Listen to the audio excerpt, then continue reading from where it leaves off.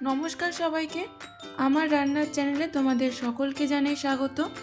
আজকের রেসিপি ভালো লাগলে চ্যানেলটা প্লিজ সাবস্ক্রাইব করে দিও, পাশে থাকা বেল আইকনটা প্রেস করে দিও, যাতে আমি যখন ভিডিও দেব খুব সহজেই তোমাদের কাছে ভিডিওটা পৌঁছে যায়। তোমাদের করা একটা লাইক আর সাবস্ক্রাইব আমাকে পরবর্তী ভিডিও তৈরি করতে অনেকটা মোটিভেট করে। আজকের ভিডিওটা কিন্তু খুব স্পেশাল, কারণ আজ বানাতে চলেছি এমন একটা রেসিপি যেটা অনেকেই নাম শুনে একটু ভয় পেয়ে যাও। আজকের স্পেশাল আইটেম হলো থোড়ের ঘন্ট বা ডালনা।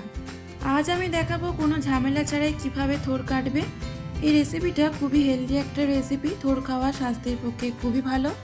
চেষ্টা করব খুব সহজভাবে স্টেপ বাই স্টেপ দেখানোর, যাতে নতুন যারা রান্না শিখছো তারাও এই রেসিপিটা খুব সহজেই বানাতে পারো।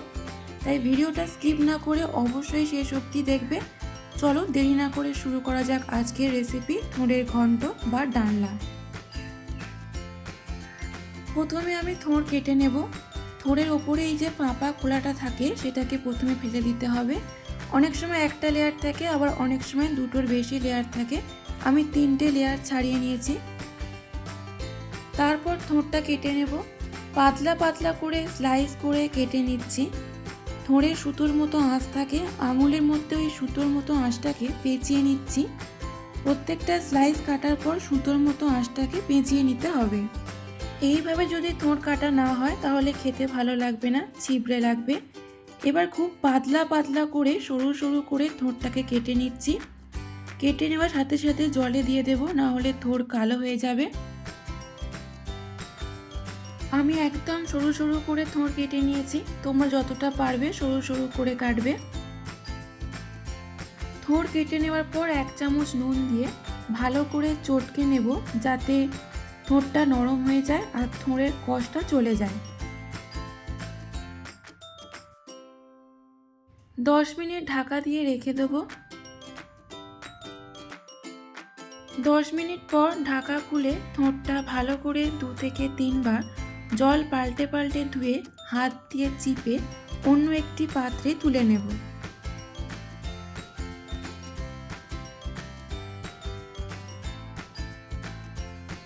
এরপর কড়াইতে পরিমাণ মতো সর্ষের তেল দেব। তেল গরম হয়ে গেলে তার মধ্যে দেব কেটে রাখা আলু আর পেঁপে। মিডিয়াম ফ্লেমে মিনিট 2 আলু আর পেঁপে ভেজে নেব। আলু পেঁপে ভাজা ভাজা হয়ে গেলে এর মধ্যে দেব কেটে রাখা বেগুন। বেগুনটাও ভালো করে ভেজে নেব। তারপর দেব জল ঝরিয়ে রাখা থোড় আর দেব ভিজিয়ে রাখা ছোলা। মিডিয়াম টু হাই ফ্লেমে সব কিছু ভালো করে ভাজতে হবে। স্বাদ মতো নুন দেব। যেহেতু থোড় নুন দিয়ে মাখিয়ে রেখেছিলাম, তাই ভাজার সময় নুনের পরিমাণটা বুঝে দিতে হবে। আবারও কিছুক্ষণ নাড়াচাড়া করে নেব। তারপর হালকা গরম জল দিয়ে ভালো করে মিশিয়ে ঢাকা দিয়ে দেব 10 মিনিটের জন্য। এই সময় গ্যাসের ফ্লেম মিডিয়ামে রাখব। 10 মিনিট পর ঢাকা খুলে সব কিছু সেদ্ধ হয়ে গেলে একটা পাত্রে ঢেলে নেব। অনেকে থোড় সেদ্ধ করে জল ফেলে দেয়, কিন্তু এতে থোড়ের মধ্যে থাকা পুষ্টিগুণ নষ্ট হয়ে যায়। আমি এখানে জল ফেলবো না। এরপর কড়াইতে পরিমাণ মতো সর্ষের তেল দিয়ে দেব। তেল গরম হয়ে গেলে তার মধ্যে ফোড়নে দেব শুকনো লঙ্কা, তেজপাতা, 5 ফোড়ন।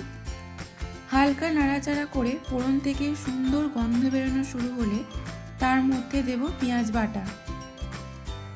পেঁয়াজ 2 থেকে 3 মিনিট মিডিয়াম ফ্লেমে ভাজতে হবে, যাতে পেঁয়াজে লালচে রং আসে। পেঁয়াজ লাল লাল করে ভাজা ভাজা হয়ে গেলে তার মধ্যে দেব রসুন বাটা, আদা বাটা।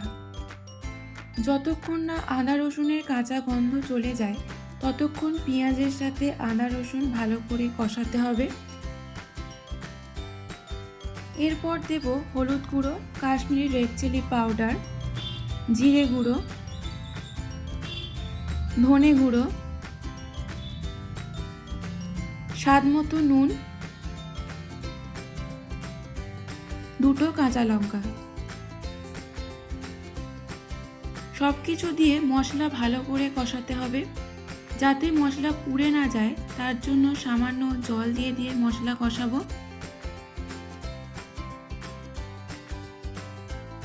সামান্য চিনি দেব।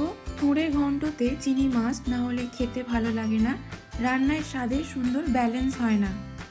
যত ভালো করে সময় নিয়ে মশলা কষাবে রান্নার স্বাদ তত ভালো হবে। মশলা কষানো হয়ে গেলে, মশলা থেকে তেল ছেড়ে এলে তার মধ্যে দেব একসাথে সেদ্ধ করে রাখা থোড়, আলু, পেঁপে, বেগুন, ছোলা। মশলার সাথে সব কিছু ভালো করে মিশিয়ে নেব। ফুটে উঠলে থোড় ঘেঁটে নেব যাতে ঘন হয়। সব শেষে নামানোর আগে ঘি আর উপর থেকে গরম মশলা ছড়িয়ে মিশিয়ে ঢাকা দিয়ে 2 থেকে 3 মিনিট স্ট্যান্ডিং টাইমে রেখে নামিয়ে নিলেই রেডি থোড়ের ঘন্ট বা ডালনা। আশা করি রেসিপিটা তোমাদের ভালো লেগেছে। যারা একদম থোড় খেতে পছন্দ করো না, তারা এই রেসিপিটা অবশ্যই একবার ট্রাই করো। আমাকে কমেন্ট বক্সে লিখে জানিও কেমন লাগলো। ভালোবেসে যত্ন করে যে রান্নাই করবে সেটাই ভালো হবে, কারণ যে কোনো রান্নার আসল ম্যাজিক সেখানেই থাকে। পরের ভিডিওতে তোমরা কোন রেসিপি দেখতে চাও আমাকে কমেন্ট বক্সে লিখে জানিও। আর আজকের ভিডিও ভালো লাগলে লাইক, শেয়ার, সাবস্ক্রাইব করতে ভুলবে না। আবার দেখা হবে নতুন কোনো রেসিপি নিয়ে। ততক্ষণ সবাই ভালো থেকো, সুস্থ থেকো।